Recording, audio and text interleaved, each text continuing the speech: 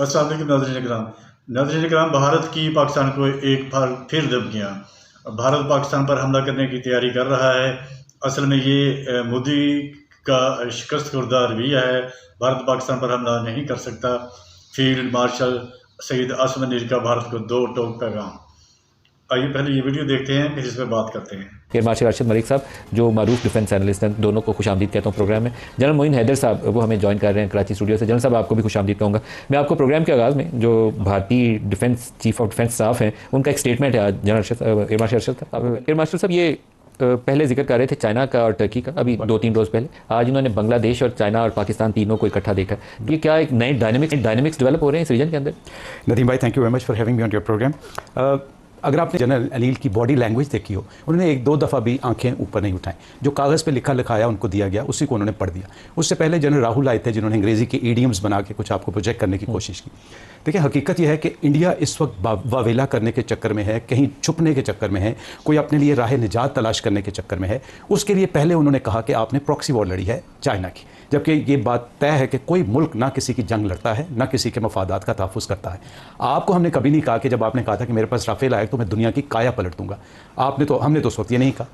उससे पहले तक आप रशिया की टेक्नोलॉजी को फ्लाइंग कॉफिन बना के डिक्लेयर कर चुके थे। अभी आप है तो बुरी बात, लेकिन उसमें 2 पायलट उनके जहाँ बहक हुए हैं जैगुआर जहाज से। एक तरफ आपका प्रोफेशनल स्टैंडर्ड ये है कि आप दुनिया को ऑप्टिक्स दिखाना चाह रहे हैं कि हम एक वॉर से निकले हैं, and so may be if they से कि हमने जंग जीती है, और आप एक भरपूर वॉर गेम करते हैं और आप अपना जैगुआर जहाज़ गिरा के 2 पायलट, और ये बाय द वे तीसरा जैगुआर है जो विद इन फ्यू मंथ्स गिरा, और उसके अलावा एयर क्रैश जो हुआ वो एक एविएशन स्टैंडर्ड की मैं उस बात ही नहीं कर।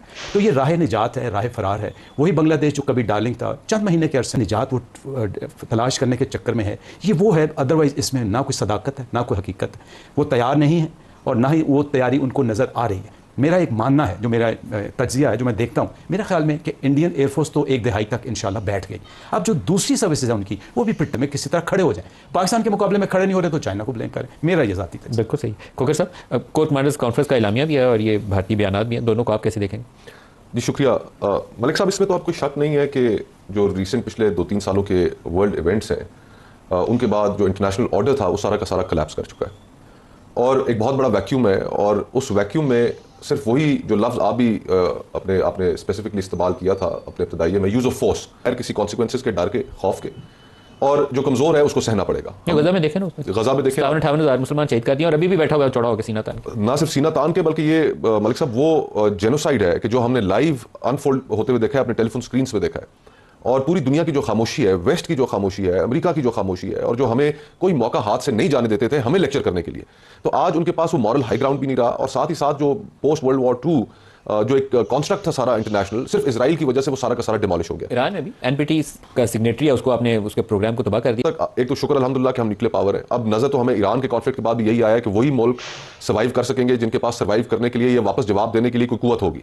हमारे पास शुक्र अल्हम्दुलिल्लाह वो एक कुव्वत है जो हमारी सिक्योरिटी को गारंटी करती है। इस सूरत हाल में जहां पर लोगों के अंदर कॉन्फिडेंस भी बढ़ा है पाक भारत जंग के बाद, उस कॉन्फिडेंस में मैं ये तवक्को करता हूं कि हम अपनी जो इंटरनल फॉल्ट लाइंस हैं उनको हम इस तरीके से एक्सप्लॉइटेबल नहीं छोड़ेंगे।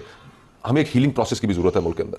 जो दहशतगर्द तंजीमें हैं उनसे बिल्कुल आईनी हाथों से निपटना चाहिए, लेकिन जो हमारे पॉलिटिकल डिफरेंसेस इस मुल्क के अंदर, जो पॉलिटिकल टर्मोइल है कि जिसकी वजह से हमारी इकोनॉमी ने सफर किया, हम क्राइसिस का शिकार रहे, तो इस मौके को अपॉर्चुनिटी बनाते हुए कि आप मुल्क में पॉलिटिकल हीलिंग करें ताकि दुश्मन के लिए एक्सप्लॉइट करने के लिए कोई नरम गोशा या कोई ऐसी कमजोर जगह रहना, जो सोसाइटल डिवीजन है ना, उसको खत्म करने की जरूरत है। ये बिल्कुल सही बात है। जनरल मोइन साहब, जो आज की स्टेटमेंट का जुमला है, आपसे चाहूंगा इसकी ज़्यादा बेहतर वजाहत भी फरमा दें और इसके लिए करना क्या चाहिए उसके ऊपर भी रोशनी डालें, क्योंकि हमारे पास लामहदूद वसाइल तो है नहीं, लिमिटेड रिसोर्सेज है, डेवलपिंग कंट्री है, तो इसको उन्हीं वसाइल के अंदर बैठ के रिसेंटली जितने दुनिया के इवेंट्स हुए तो सेल्फ रिलायंट कैपेबिलिटीज़ के ऊपर जाना पड़ेगा। इसके साथ साथ वो ये भी कह रहे हैं नेशनल यूनिटी जो खोखर साहब कह रहे हैं, और रिजॉल्व उसके लिए दिखाना पड़ेगा। तो दोनों चीज़ों को आगे कैसे बढ़ाना है, आप इसके ऊपर रोशनी डाल दीजिए। देखिए, जहाँ तक ताल्लुक है 1965 वॉर में हमारे पास ज़्यादा अमेरिकन इक्विपमेंट था, लेकिन ना हमारे पास तोफाने के गोले थे, ना हमारे पास और सोफिस्टिकेटेड एमिनेशन थे। हम टोटली अमेरिका के ऊपर मोस्टली डिपेंडेंट थे। लेकिन उसके बाद ये रियलाइजेशन पैदा हुई कि हमको अपनी कैपेबिलिटी खुद बढ़ानी चाहिए, और उसके बाद प्रोसेस शुरू हुआ। पाकिस्तान में टैंक रिबिल्ड फैक्ट्री भी लगी, पाकिस्तान में कामरा में ये JF थंडर की भी प्रोडक्शन शुरू हुई, और पाकिस्तान काफ़ी हद तक खुद कफील हो गया है अपने तमाम म्यूनिशंस के अंदर, मिसाइल टेक्नोलॉजी के अंदर भी खुद कफील है, ड्रोन में भी खुद कफील हुआ है। तो पाकिस्तान ऑलरेडी इस राह पर चल रहा है, इस फील्ड पर, इस रास्ते पर इंडिजनाइजेशन के ऊपर चल रहा है, ताकि रिलाई ना करना पड़े। दूसरी बात जो हम कहते हैं ना कि यूज़ ऑफ फोर्स है, तो ये दुनिया में वतीरा बन गया है और ये इसमें कोई शक की बात है, फोर्स के ज़रिए से खामखा बगैर किसी वजह के। लेकिन जो हम कह रहे हैं कि ईरान जो था उसकी कमज़ोर थी defence, Iran did not give in. वो इसराइल के सामने भी खड़ा हुआ और वो अमेरिका के सामने भी डट के खड़ा हुआ, उनकी बात नहीं सुनी उसने। और दूसरा ये हम जो कहते हैं ना कि एयरफोर्स ना हो, एयर डिफेंस ना हो तो जी क्या होगा, फलाना होगा।